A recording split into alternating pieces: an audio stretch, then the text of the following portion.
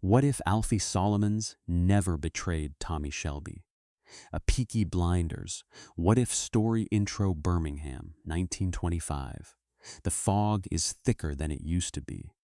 Or perhaps Tommy Shelby simply notices it more now, that there is something specific to fear in it. Peace, he has learned, is not the absence of war. It is only the pause between wars. The breath a man takes before the next round.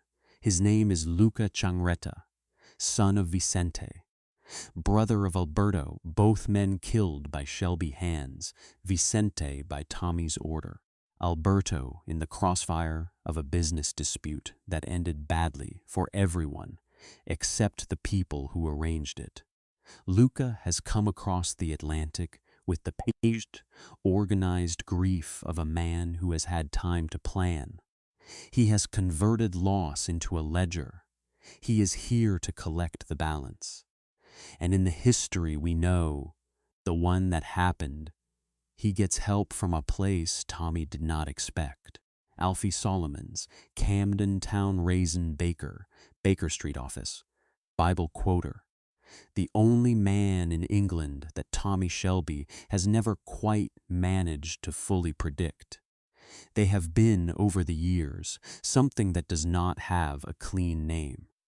Not quite allies, not quite enemies. Connected by mutual use and mutual wariness, and the occasional grudging respect that develops between two particular kinds of men when they have stood close enough to each other to see clearly. In the real history, Alfie picks a side. He whispers Tommy's movements to Changretta's men. He plays both ends against the middle. He tells himself it is business. Perhaps it is. Perhaps by then it is the only language he has left. John Shelby dies on Christmas Day, 1925. Shot at his own home, his children in the next room. The sound of it carries through the walls, and it never stops carrying. Not for any of them. But what if Alfie chose differently? What if, on the November night in 1925, when Changretta's messenger comes to Baker Street, the flour dust on the floorboards, the Bible open, the rum on the desk, Alfie Solomons looks at the envelope and finds something inside himself that is stronger than the money. What if loyalty, this once, outweighs calculation? What if Alfie Solomons decides, quietly and without fanfare, to be the man that Tommy Shelby needs him to be? This is that story. Part 1. The night of the decision, November 1925. 3 weeks before Christmas, Baker Street is quiet at this hour. The bakery below has shut for the night. The smell of bread and rum has settled into the walls the way all smells settle into old buildings. Not as a presence, but as a memory. Something you notice when you stop noticing it. The messenger sits across from Alfie with an envelope on his knee. He is well dressed in the American way, expensive in the details, slightly wrong in the cut, as if the suit was made by a man who had read descriptions of English tailoring but never actually seen it. He has the face of a man who delivers envelopes for a living and does not allow himself to think about what is in them. The offer is straightforward. Luca Changretta wants Tommy Shelby, not his businesses, not his seat in Parliament, or his racing operation, or his legitimate empire that spreads outward from Birmingham like smoke from a factory chimney. He wants the man. He wants to know where Tommy sleeps, what routes his motor cars take through the fog, where his brothers can be found on an ordinary morning. Alfie opens the envelope. The money is significant, more than significant. It is the kind of number that means Changretta is serious and has resources to match his seriousness. But the photographs are what Alfie looks at: Arthur's pub, John's house, a cobbled Birmingham street where a woman he has met perhaps twice opens her curtains in the morning. A message within the message. We do not need your information. We already have information. We need only your confirmation. Alfie sets the photographs down. He pours 2 glasses of rum. He drinks one slowly. He looks at the second glass for a long time. There are calculations a man makes in these moments. Alfie Solomons is very good at calculations. He has survived 40 years in businesses that kill men who are bad at them. The mathematics here are not difficult. Changretta is well-funded and motivated. If Tommy dies, the landscape of English crime shifts. There's opportunity in that shift. There is also exposure, because men who help Americans kill English criminals tend to find afterward that the Americans have their own ideas about gratitude. But Alfie is not only doing the mathematics. Something else is happening. Something he cannot entirely put into a ledger, which bothers him more than he would admit. He thinks about John Shelby's children. He has met them twice. They are noisy and unremarkable and probably fine. He thinks about Arthur Shelby, who is a wreck held together by prayer and bad decisions. He thinks about Tommy Shelby, who is, and this is the thought that settles it, because Alfie is honest enough with himself to know what settles it: the only man in England who argues with him as if the argument matters. Alfie Solomons does not need many things. He needs the business. He needs the rum. He needs the Bible, which tells him what he already knows in language better than his own. And he needs occasionally a man who will argue back. He sends the messenger away. No deal. No envelope. Keep the money. Give Luca Changretta his regards. Then he reaches for the telephone. Part 2, the warning. Tommy Shelby has received bad news in many forms. A note pushed under a door. A body left where he would find it. A woman at the kitchen table, with her hands flat on the wood, and her face doing the thing it does when there is no good way to say what needs saying. He has a stillness for it, a particular quality of attention, the stillness of a man who learned in the clay of Flanders that the moment you understand you might die is also the moment you become most capable of thinking clearly. Alfie does not waste Tommy's time with pleasantries. What he delivers is precise. Changretta has men in Birmingham. 3 weeks, maybe less, before a coordinated operation. The targets are not Tommy alone. Plan is systematic. The family, one by one, start at the edges.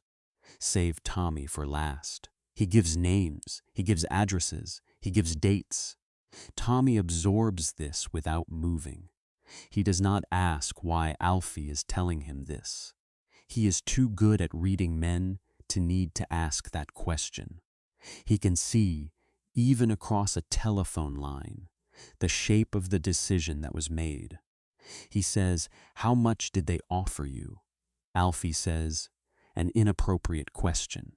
There is a pause. "Thank you," Tommy says. It is not a word he uses often.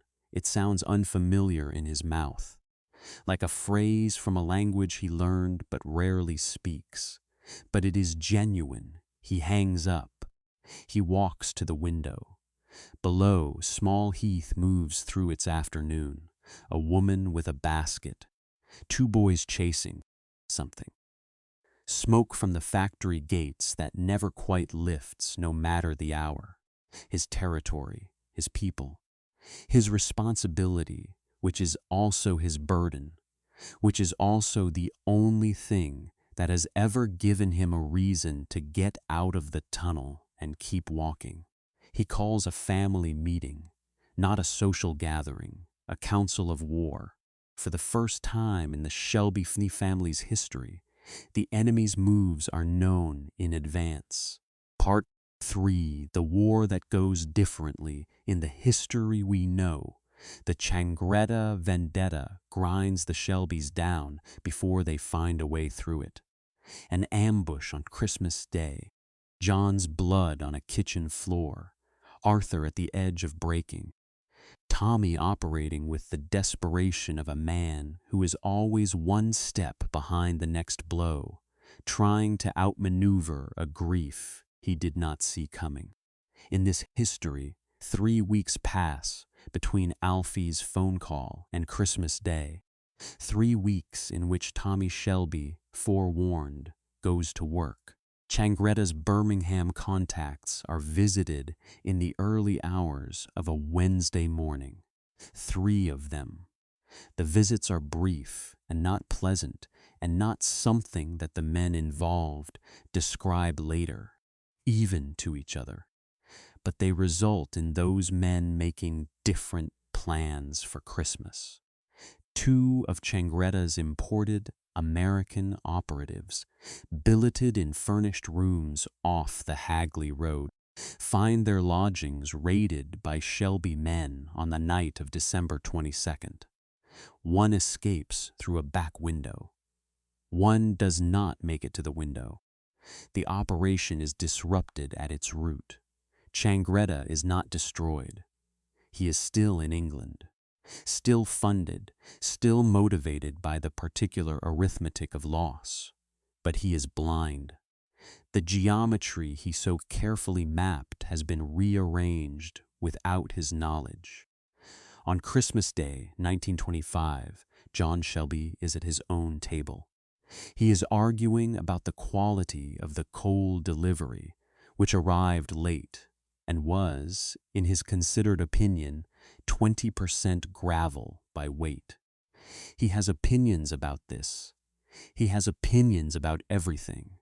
His wife Esme moves through the kitchen with the practiced patience of a woman who decided long ago that duration was so more achievable than peace, and that duration was quite sufficient. The children are underfoot. A dog is under the table. Something is burning in the oven. It is by any standard an ordinary Christmas, chaotic, loud. Slightly too much rum by the afternoon. No cars pull up on the street outside. No men in overcoats. No shot that carries through the walls. John Shelby does not die. He does not know this, of course. He does not know the weight of the bullet that did not find him. He goes to sleep on Christmas night, irritable about the coal and mildly overserved and entirely, carelessly, alive. Part 4, Alfie in the field. What changes when Alfie Solomons is a genuine ally rather than a calculated neutral? More than might be expected. His network is not Birmingham's network. It runs through Camden and Soho and the Whitechapel markets and the loading docks at Tilbury. It has threads into the Italian community in London that Changretta did not account for. Built over years of doing business in the narrow space between legal and not, the kind of space where a man learns who is loyal and who is merely convenient. Alfie identifies 3 of Changretta's supply lines running through London. He does not disrupt them himself. That is not his style. It would be imprecise in ways that would cost him commercially. He provides the information to Tommy with annotations. The annotations are detailed. They include opinions that were not requested but are provided anyway. In the manner of a man who has never quite learned to leave his observations at the door, Tommy uses the information, Arthur uses it in the more direct way that Arthur uses most things. John uses it in the way John uses things, which is quickly, and with consequences that require explanation later, but cannot be undone. By February 1926, Changretta is isolated. He has lost 12 men. His network has collapsed at the edges. Not the violent collapse of a frontal assault, but the quieter, more embarrassing collapse of a structure whose foundations have been removed one by one while the man in the building was looking upward. He is still dangerous. A man with a grief this old and nothing left to lose is always dangerous. He makes a final attempt in March, a direct approach, reckless in its desperation. A violence that is more grief than strategy. It fails badly. Luca Changretta is killed on a Thursday morning in late March 1926. The details are not elegant. Tommy would have preferred elegant, but the result is the result. The vendetta is over. Part 5. Baker Street, April 1926. The meeting, when it happens, is unhurried. Tommy drives up from Birmingham on a Tuesday morning. The bakery below is running. The smell of bread and rum meets him on the stairs. Alfie is at his desk reading the Financial Times with the focused disapproval of a man who finds most of the news either wrong or belated. "You saved John's life," Tommy says, after they have sat for a moment. "I saved all your lives," Alfie says. John's is merely the one that required saving most urgently on Christmas Day. What do you want for it? Alfie thinks about this. He takes his time. He is a man who has learned that the answer to what do you want for it is best given slowly, because the right answer and the first answer are rarely the same. Grain contract, he says, eventually, 1,200 tons, negotiated fairly. Not as if you are doing me a favor, which you are not. You are settling a debt. Agreed.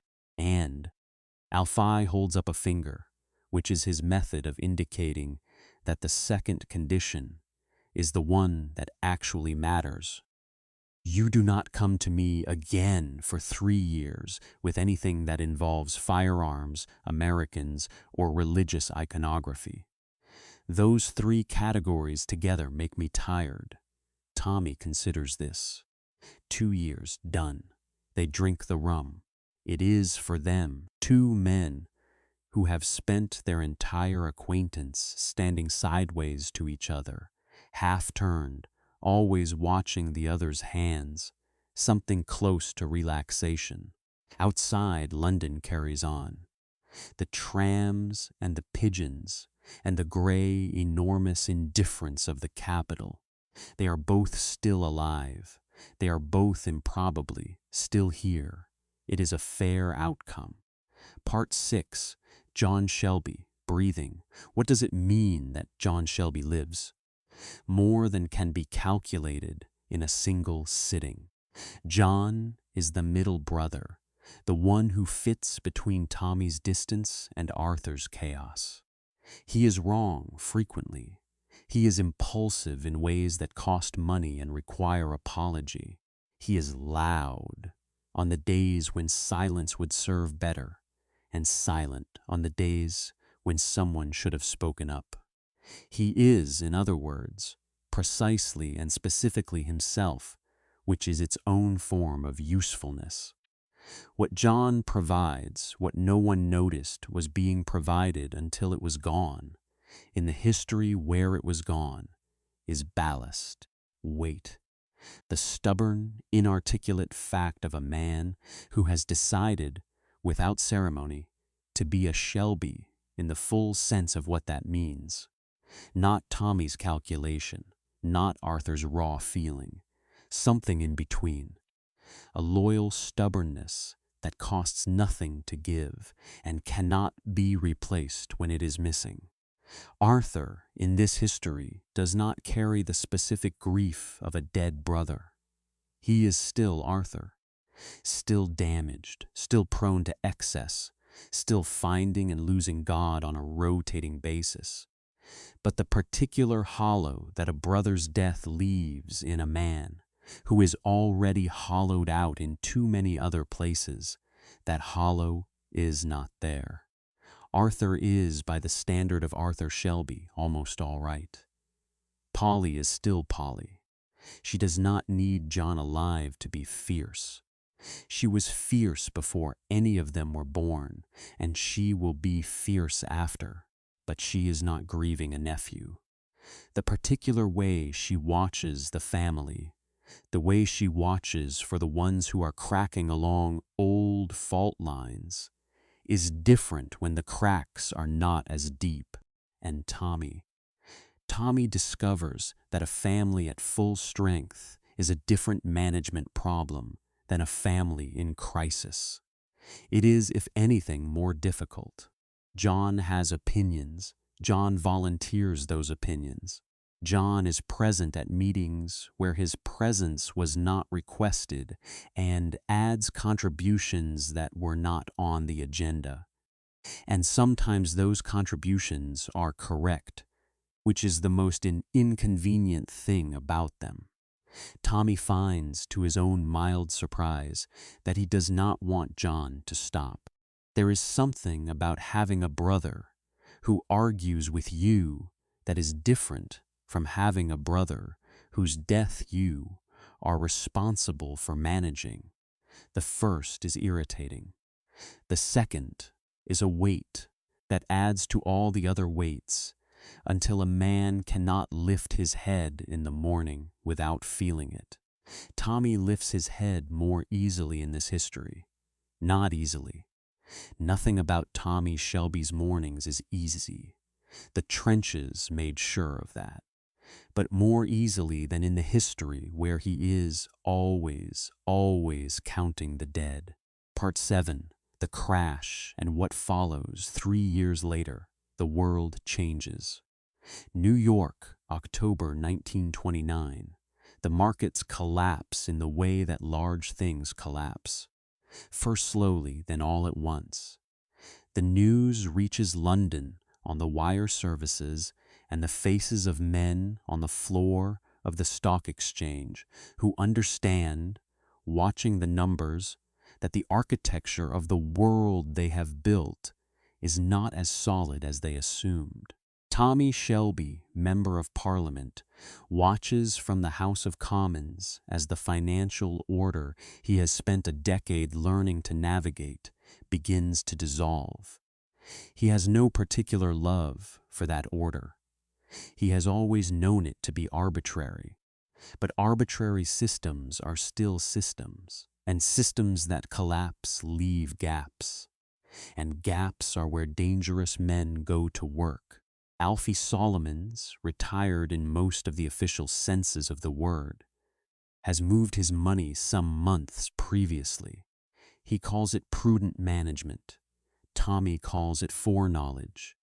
The distinction Alfie maintains is largely philosophical. You knew, Tommy says, sitting in the Baker Street office in November 1929. The second glass of rum is already poured. He has been coming here more often. It is one of the very few places where he is not required to be the man who has all the answers. I had strong suspicions, Alfie says. You didn't warn me. You were a member of Parliament by then. I assumed you had people to warn you about things. That's what Parliament is for, presumably. Parliament is for people who want to feel important while achieving nothing. Well then, Alfie says, you were in exactly the right place. The crash reshapes everything. The unemployment, the marches. The particular British desperation of men who believed in an order that has now demonstrated its indifference to them. Into that gap, Mosley walks, the British Union of Fascists. The rallies with the raised hands and the shouted words and the black shirts that are not subtle about what they are borrowing from the continent. Alfie Solomons has a specific, historically grounded, personally felt opinion about Mosley and what Mosley represents. It is not a political opinion in the abstract. It is the opinion of a man who reads widely, who reads the dispatches from Germany and understands what they mean. The black shirts are not theater, they are rehearsal. He tells Tommy this in 1931. He tells him again in 1932. He is not gentle about it. He is not given to gentleness on subjects that matter. He is building something, Alfie says, and what he is building does not have space for people like me. It does not have space for people like half of Birmingham either. So when he comes asking for your help, because men like Mosley always come asking, you should remember what you are being asked to help build. Tommy listens. He has not always listened. There have been years when actions substituted for thought, and then required thought to fix what the action broke. But he listens to Alfie in a way he does not always listen to other people. Perhaps because Alfie never requires him to perform certainty he does not feel. The Mosley arrangement, which in the real history costs Tommy something that cannot be priced, is handled differently in this one. Not cleanly. Nothing Tommy touches is ever clean, but he sees it coming earlier. He positions himself differently. When the moment of decision arrives, he is not standing in Mosley's debt. He is not standing anywhere that requires him to pretend. The black shirts are something other than what they are. Alfie never says, "I told you so." That is not his style. When the stakes are high enough, he pours the rum. He returns to the Financial Times. He is, as far as he is concerned, simply correct. He has been correct about this from the beginning. The reckoning was only a matter of when. Part 8, The Diagnosis, 1934. A consulting room in London. A word that sits in the skull like a stone. Glioblastoma. Tommy drives back from London that evening with the diagnosis in his coat pocket and the particular silence of a man who has been told that time is limited. He has built a great deal, an empire, a family, a legacy, if that word applies to men who built with the materials he had available. Now he is asked to accept that it ends here, in a consulting room, on a Tuesday afternoon. In the real history, he carries this alone for a long time. The isolation adds to the damage. He makes decisions from inside the diagnosis that he would not make outside it. He burns things down because there is a version of him that has decided burning is all that is left. In this history, there is someone he can call. He does not want to call Alfie. He sits with the telephone for 40 minutes, which is longer than Tommy Shelby usually sits with anything. Then he dials. Alfie listens to the full account without interrupting, which is unusual. When Tommy finishes, there is a pause. "Get a second opinion," Alfie says. "I have the diagnosis." You have one man's diagnosis. One man looking at one set of images on one Tuesday afternoon. Get another man. Get a third man if the second one agrees. The practice of medicine, which is not as precise as doctors prefer to imply, involves more uncertainty than they communicate to patients, because patients find uncertainty distressing, and doctors are in the business of managing distress. You know a lot about it. I know a great deal about being told I am dying by men who turned out to be wrong. Get the second opinion, Tommy. The second opinion is inconclusive. The third opinion, a specialist in London, referred through a neurologist, Alfie knows from a previous and entirely unrelated chain of favors, produces a different reading. The original scans, re-examined by a man with a different specialization and more current methods, reveal something else. Not glioblastoma, a lesion, serious in its own way but manageable, not a death sentence. Something that requires treatment and care and significant adjustment, not something that ends everything. In the real history, this discovery also happens eventually, but the path to it runs through darkness that costs Tommy much of what remained. He reaches the truth, having already burned through consequence after consequence. In this history, Alfie is sitting in the Baker Street office when the third doctor calls Tommy on a Thursday afternoon in November 1934. The rum is on the desk, the Financial Times is open. The Bible is beside it, as it always is.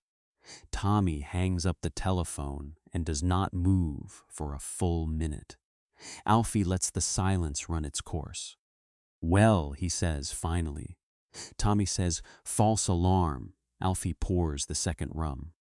He slides it across the desk without ceremony, without comment, without the particular satisfaction of a man who was right and has been waiting for acknowledgement. Just the rum pushed across the desk from one hand to the direction of another. "Good," he says. "I have a grain contract to renegotiate, and I would rather do it with someone who has a vested interest in the next decade." Tommy picks up the glass. Outside, London is moving through its afternoon. The trams and the pigeons and the permanent gray sky. Two men in a Baker Street office with rum on the desk and a version of the future that was not, in the end, foreclosed. Part 9. What loyalty builds. Let us be exact about what this history contains that the other one does not. John Shelby, alive, a Christmas that was ordinary, noisy, slightly too much rum. Arguments about coal. Children who still have their father. A wife who does not grieve a murdered husband. Arthur who carries his own weight, but not a dead brother's too. A vendetta that ends faster and cleaner, not without violence. These things are never without violence. Changretta's grief was real, and his cause by his own arithmetic was just, but without the specific damage of losing first, without the family rebuilding itself from grief before it finds a way to win. Alfie Solomons, positioned at Tommy's left hand rather than circling behind him. Information delivered. Network contributed. The particular intelligence of a man who has operated in difficult spaces for 40 years, available for use, rather than requiring constant management. A diagnosis that does not hollow Tommy out before the correction arrives. A path through 1934 that does not require burning what remains. A different version of the Mosley arrangement. Not clean, but earlier, better positioned, less indebted. None of this makes Tommy Shelby a contented man. Contentment is not something he was built for. The war made sure of that. The trenches are still there at the back of everything. They will always be there. He will always walk through them in his sleep. But this is a man who arrives at 1935 with fewer pieces missing than the other version. A man who is still arguing with Alfie Solomons about grain contracts and biblical interpretation, and the correct response to organized fascism in Europe. A man whose brother is still in a house in Small Heath, irritated about the coal. That is what loyalty builds. Not happiness, not peace, something more durable than either. Just more of the thing worth keeping. Part 10. The price. There is always a price. Alfie Solomons has known this longer than he can remember. In this history, the price is this: Alfie never gets his Margate. In the other history, the one that happened, the beach at Margate, is a kind of ending and a beginning at once. Tommy walks toward him across the shingle with a gun. Alfie walks toward Tommy without trying to run. That is the kind of man Alfie Solomons is when it comes down to it. When there is a reckoning due and the man delivering it is one he respects, Alfie does not run. The gun fires. Alfie goes down. He does not die. He survives because Alfie Solomons has apparently decided, on a level that the rest of him doesn't fully consult, that surviving is what he does. And the Alfie who comes back in the years after the beach is not quite the same Alfie who stood on it. Something was resolved in that moment. Some accounting that had been pending for a long time closed out on the shingle between one man's guilt and another man's willingness to take the punishment. In this history, that moment does not come. There is no beach. There is no gun. The accounting remains open, carried forward year to year, managed in the ordinary way that such things are managed between men who have chosen imperfectly to remain allies. Alfie thinks about this sometimes, not with regret. That is not a word he applies to decisions, only to outcomes, but with awareness. He made a choice in November 1925 that removed certain possibilities from his life. One of those possibilities was a reckoning on a beach, with a man who respected him enough to deliver it personally. He lives instead with Baker Street mornings, rum in the afternoon, the Bible and the Financial Times. A grain contract renegotiated, settled as a debt and not a favor. The ordinary noises of a business that continues. On a morning in 1935, Alfie opens the Bible to Exodus. He reads about a man who chose the longer road through the desert rather than the shorter road through the enemy's territory. The longer road is harder. It takes more time.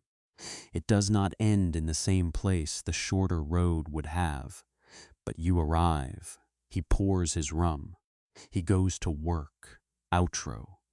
The Peaky Blinders are a family built from damage. The damage of the trenches. The damage of poverty. The damage of men and women who learned to survive by doing things that survival should not require. What Alfie Solomons understood in this history is something simpler than his usual calculations. He understood that the damage already done is sufficient, that the Shelby family has absorbed enough loss, that adding to it, betraying the one man in England who argues with him as an equal, who respects him enough to negotiate rather than simply decree, is a subtraction from something that cannot afford more subtraction. Loyalty is not natural to men like Alfie Solomons and Tommy Shelby. It does not come without cost. It requires choosing repeatedly against the easier option. It requires showing up at the telephone when the easier thing would be to let it ring out in an empty office. In November 1925, in a Baker Street office that smells of bread and rum, with an envelope on the table and a second glass of rum that nobody asked for, Alfie Solomons makes a choice. He answers. And that, in the end, is the whole of it, by order of the Peaky Blinders.